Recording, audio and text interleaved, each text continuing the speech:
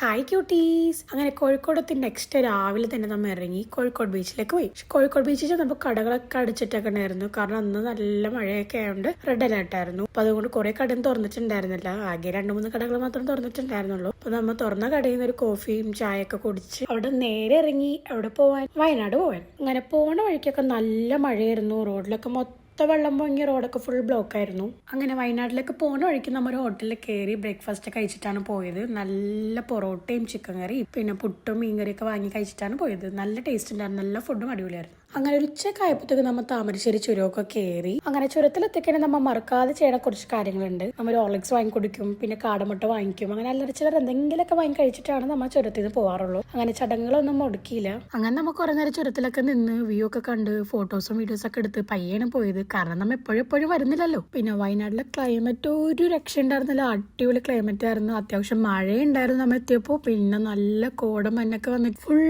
കോടയായിരുന്നു. പിന്നെ നമ്മൾ നേരെ പോയത് വിൽട്ടലിലാണ്. വിൽട്ടലിലെ ഫുഡ് ഒരു രക്ഷയില്ല. അത്രയും അടിപൊളി ഫുഡാണ്. നമ്മ എല്ലാവരും വിൽട്ടലിലെ ഫാൻസാണ്. നമ്മ എപ്പോൾ വയനാട് വന്നാലും ആദ്യം ചെയ്യണ സംഭവം ഇവിടെ വന്ന് ഫുഡ് കഴിക്കലാണ്. കാരണം അത്രയും ടേസ്റ്റാണ് ഇവിടുത്തെ ഫുഡ്. നിങ്ങൾ എല്ലാവരും വരുമ്പോൾ ട്രൈ ചെയ്യണം. അങ്ങനെ ഉച്ച ആയതുകൊണ്ട് നമ്മൾ നല്ല ബിരിയാണിയൊക്കെയാണ് ഓർഡർ ചെയ്തത്. നല്ല ബീഫ് ബിരിയാണിയും പൈനാപ്പിൾ ജ്യൂസൊക്കെയാണ് ഓർഡർ ചെയ്തത്. അങ്ങനെ ഫുഡൊക്കെ വന്ന് ഫുഡെല്ലാം കഴിച്ച് വയറൊക്കെ നിറഞ്ഞ് നമ്മൾ നല്ല ഹാപ്പിയായി. അവിടെ നിന്ന് ബില്ല് പേ ചെയ്യാൻ വേണ്ടി പോയപ്പോഴത്തേക്കും അവിടെ കൗണ്ടറിന് അവിടെ ഒരു ഡെസേർട്ട് സെക്ഷൻ കണ്ടു. അത് കണ്ടപ്പോഴത്തേക്കും എൻ്റെ അനിയത്തിയുടെ കൺട്രോൾ അങ്ങോട്ട് പോയി. പിന്നെ അവർക്ക് ചീസ് കേക്ക് ഒക്കെ വേണമെന്ന് പറഞ്ഞാൽ അങ്ങനെ ചീസ് കേക്കും വാങ്ങിച്ച് നമ്മൾ നേരെ അവിടെ നിന്ന് ഇറങ്ങിയപ്പോൾ വേറൊരു സംഭവം കൂടി കണ്ടു. എന്ത്?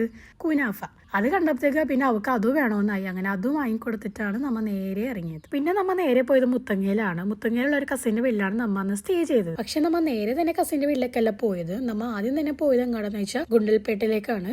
ഈ മുത്തങ്ങയെന്ന് ഗുണ്ടൽപേട്ടിലൊക്കെ പോണ റൂട്ട് എന്ന് വെച്ചാൽ ഫുൾ ഫോറസ്റ്റ് ആണ്. അപ്പൊ നമുക്ക് ഭാഗ്യം ഉണ്ടെങ്കിൽ ആനിമൽസിനൊക്കെ കാണാൻ പറ്റും. പക്ഷെ ഞങ്ങൾക്ക് ഈ പ്രാവശ്യം നല്ല ഭാഗ്യം ഉണ്ടായിരുന്നു. കാരണം നമുക്ക് കുറെ ആനകളെ കണ്ടു, പിന്നെ കാട്ടുപോത്തിനെ കണ്ടു, മാൻ, മയിൽ, അങ്ങനെ കുറെ ആനിമൽസിനെ നമ്മൾ കണ്ടു. പിന്നെ ഈ പറഞ്ഞ ഗുണ്ടൽപേട്ടിൽ നമുക്ക് പൂക്കളൊക്കെ വരുന്നത് സൺഫ്ലവർ. പിന്നെ നമ്മൾ ഓണത്തിന് യൂസ് ചെയ്യുന്ന എല്ലാ പൂക്കളും വരുന്നത് ഗുണ്ടൽപേട്ടിൽ നിന്നാണ്. പക്ഷെ ഇപ്പൊ പൂക്കളൊന്നും ഉണ്ടാവില്ല. ഓണത്തിന് ടൈം ആകുമ്പോഴാണ് അതിന്റെ സീസണൊക്കെ ആവുള്ളൂ. നമ്മ പിന്നെ ഗുണ്ടൽപേട്ട വരെ പോയില്ല. കാരണം പോണ വഴിക്ക് റോഡിലേക്ക് ആനയൊക്കെ ഇറങ്ങി, കുറച്ച് റോഡിൽ സീനൊക്കെ ഉണ്ടായി. പിന്നെ നമ്മൾ റിസ്ക് എടുക്കാൻ നിന്നില്ല. നമ്മൾ നേരെ തിരിച്ച് മുത്തങ്ങയിലേക്ക് വന്നു. ബാക്കി വിശേഷങ്ങളൊക്കെ നെക്സ്റ്റ് വ്ലോഗിൽ കാണാം. അപ്പൊ ശരി, ഓക്കെ, ബൈ.